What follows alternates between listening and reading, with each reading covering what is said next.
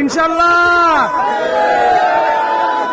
দোয়া পার্টি আমরা সবাই কাছে আমি দোয়া পার্টি আপনারা সবাই আল্লাহর রাস্তে এইবারের গরিমার্কায় সবাই ভোট দিয়ে জয়যুক্ত করবেন।